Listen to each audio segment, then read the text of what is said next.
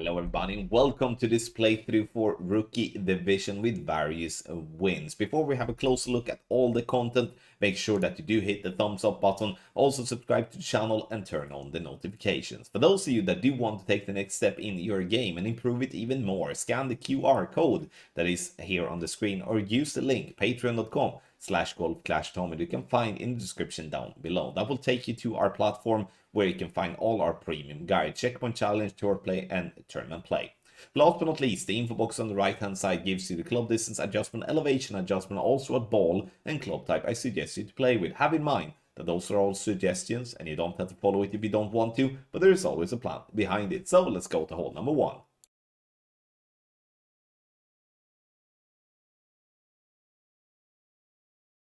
On hole 5, I truly want to display a different route here, which I do believe is actually, what can I say? This is definitely a route where consistency is giving us a big help.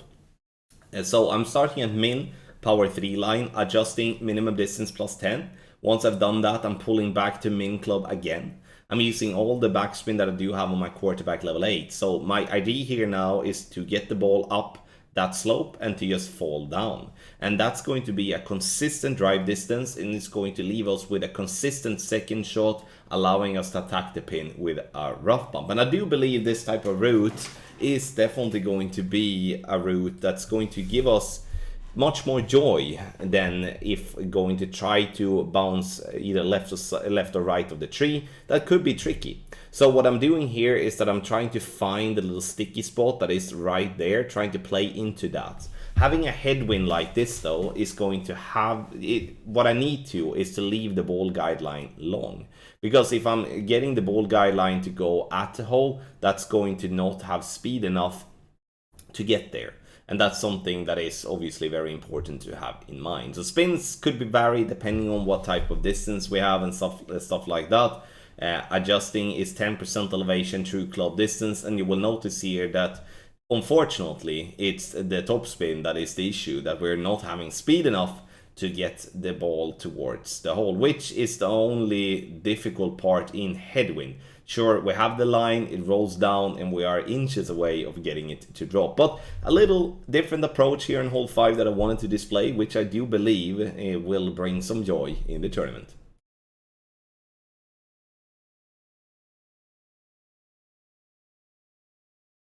For hole number 7, a par 3 of the Eagle Peak, we are doing 3.5 backspin and 3 right spin. Here we're looking to get the ball to go past the pin to then roll back into the hole. And I would say that with the lower level clubs, this is going to be so much harder compared to if you do have higher level clubs. Obviously, if you do have like clubs with a good ball guideline, you will get a little bit more help, but the trees there are really put in a place where it's not really giving us much room when it comes to attacking the pin directly. So what we're doing is that we are finding a backspin that works for us together with the right spin to then curl around the trees, get the ball up, and then roll down. Now we need to get a little bit higher up on the green for the ball to have speed enough to roll back into the hole. Adjust medium distance plus 15% elevation is what I'm using here, but have in mind the elevation you can change and make sure as you want to place the overall setup that you are using. Tough hole in one, but you shall always end up with a safe birdie.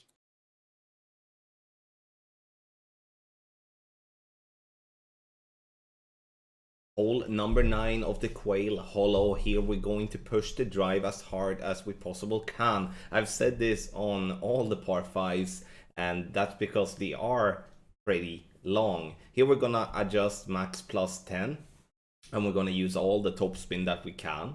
I want us to have the sniper as our wood club, and I want us to have the long iron that gives us the best ball guideline possible.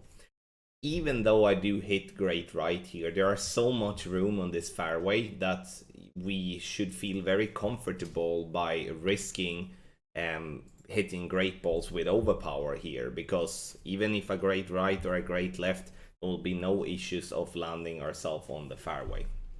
Now for the second shot, The reason I wanted you to pack the sniper is because if we don't get far enough, it's going to be a wood club towards the pin. But if we do get far enough, it's going to be a long iron. It's always going to be easier to drop a long iron than it will be a wood club from distance.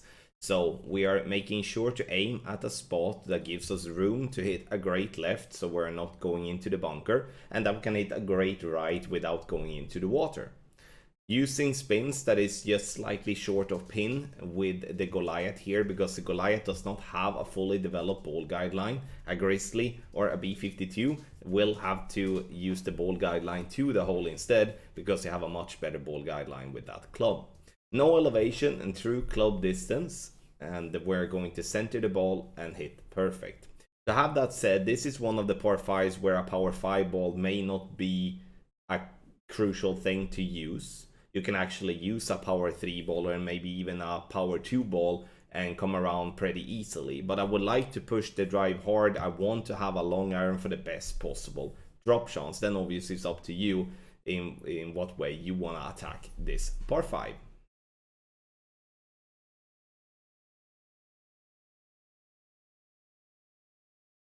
For hole number 2 of the Eagle Peak, we are going to go for a rough bump. Now, the rough bump we go for because there is a massive funnel. If you look at how the ball guideline is not moving when moving left and right here, that means that we are in a very nice funnel, or as we call it, also a sticky spot. The problem we have from the first tee or the front tee is that you have to use a ball that has maximum power too. Otherwise you will pull into min club, and that's going to be a problem. Adjust min plus a 30, and then it's time to center the ball and hit perfect. If you do want to take a very conservative route that you do not feel confident with these type of rough bumps and such, what you can do is that you can just use a club with 3 to 4 bars of backspin and then bounce on the fairway before the green and land the ball on the green. That's one way to do it, but that will mainly result into just a birdie. If you're looking to increase your chances for an hole-in-one, the rough bump is the way to go. Take your game to the next level with our Ultimate Tournament Text Guides for Expert and Master Division for the College Chaos 9-Hole Cup. Now, as well, with the new clam points for the 9-hole cups, they have been increased massively, and this is just giving an even better chance to get an advantage with our text guide. So scan the QR code here on the screen or go directly to patreon.com/golfclashtommy via the link that is in the description down below. As always, we do provide content for not just tournament guides, but also checkpoint challenge and tour play. We have something for everyone.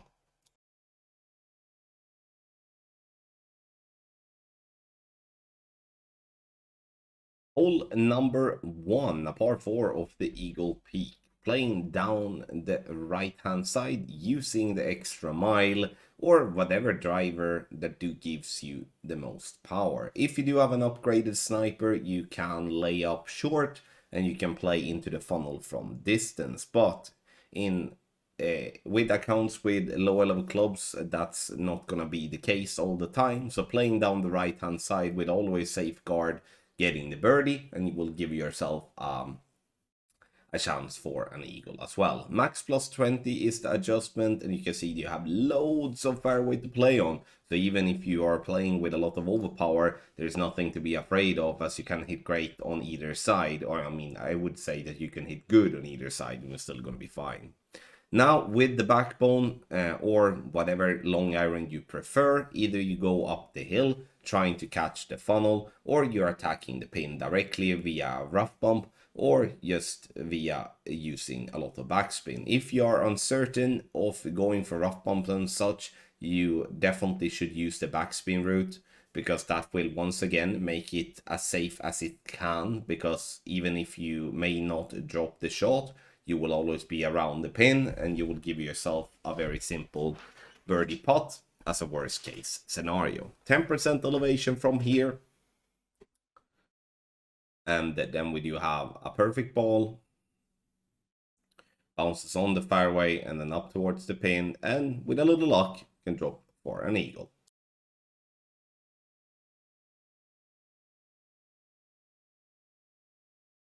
For Quail Hollow, hole number 6, a par 5 that is a little bit tricky, especially from front tee, and the reason for that is that even if we do have a tailwind, or a crosswind or a headwind, we can't really carry over the water completely there, because I would love to take a shortcut over the water, which would allow us for a much better chance on the second shot with either a short iron or a long iron.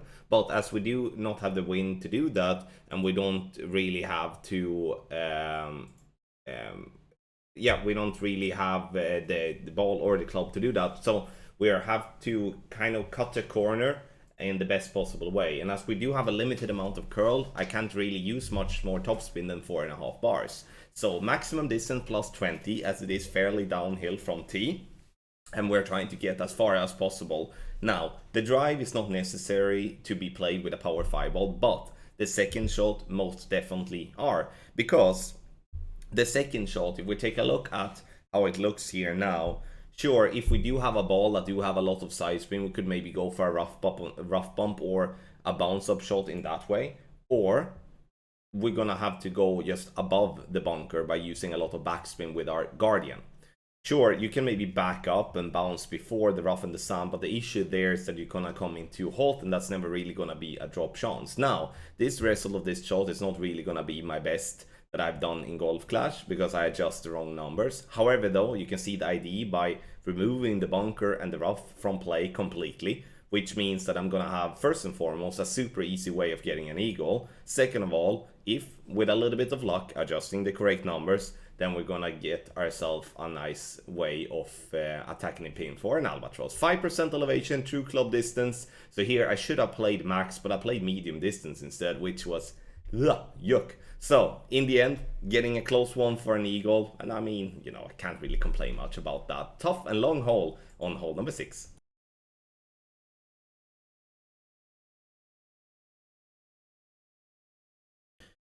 Players always ask me, why do I go for so many rough bumps? It's because the rough bumps is the best way to attack the pin for drops many of the times, not all the time. But in a scenario like this, where we do have a rough bump that allows us to have a nice ball guideline, to then have a bounce up shot with a ball guideline you can't really read, and stuff like that, then for me it's a no-brainer. If you want to go for a hole-in-one, I believe that even from the front tee, we should be playing an aggressive route here. Sure, always playing aggressive means that you take a bigger risk, but I'm not here to give you a safe way for a birdie. I'm here to give you an alternative for getting a hole-in-one. And the best way is this way. Medium distance plus 10, using a ball with 3 left spin. Also using enough top spin to get the ball guideline slightly short of pin. Because, have in mind, the backbone does not have a fully developed ball guideline. And we need to compensate for that. Whereof, once again, a Grizzly level 7 or better will have a massive advantage. Nice little drop here on hole number 4.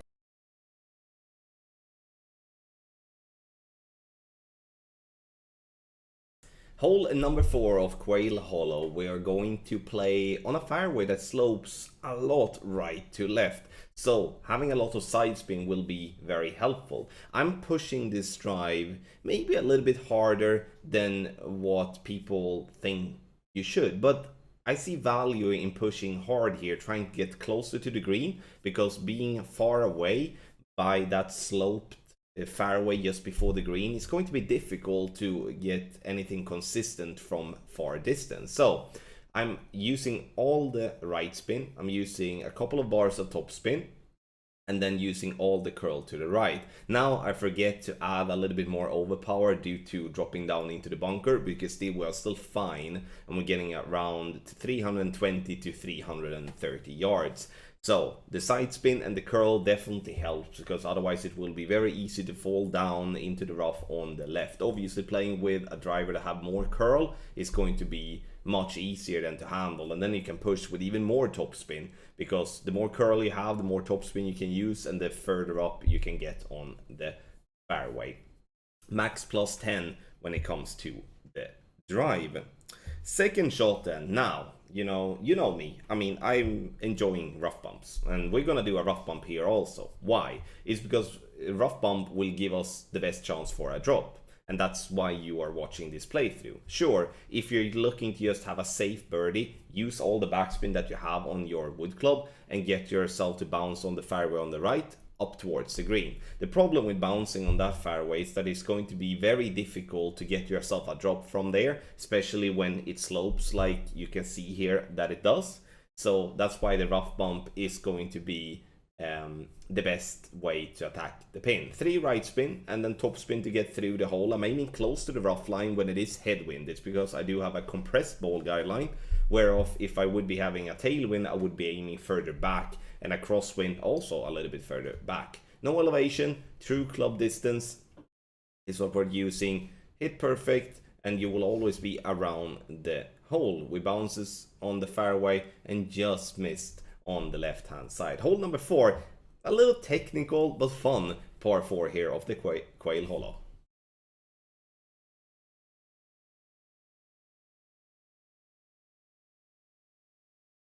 For hole number 6, we strongly advise you to play with a power 5 ball. The Big Topper is a perfect club here to ensure that we're getting distance enough on the fairway on the left. Because why, or like to say like this, why is distance so important here on the drive? It's because the second shot will otherwise be impossible to attack the pin if you're not getting far enough on the left. And the Big Topper does something that very few other clubs is doing, which is allowing you to go with a lot of topspin. Because playing with low level extra miles, Thor's Hammer, Apocalypse and stuff like that won't give you more than, I mean, all from 4.5 up to maybe 6-7 bars of topspin. And here the Big Topper gives us more, and we can reach further, and combined with a power 5 ball will leave us in a spot that is like this. So you can see here now that we are not even at max club. So if you are a Sniper 10 user, use the Sniper 10 because of its better ball guideline.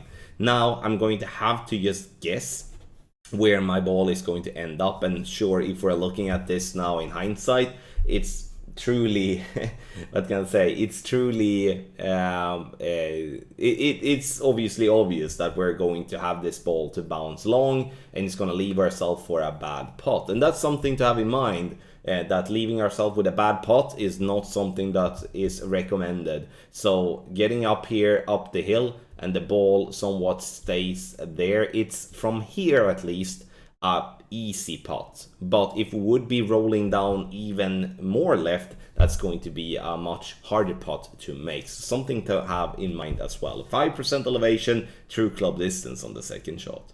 Thank you so much everybody for watching this playthrough for Rookie Division with various wins. If you do want to improve your game even more, scan the QR code here on the screen or go directly to patreon.com/golfclashtommy via the link in the description down below. Last but not least, hit the thumbs up, subscribe to the channel and turn on the notifications. Those 3 things will help the channel immensely. Thank you once again for watching. I wish you the best of luck in the Golf Clash game.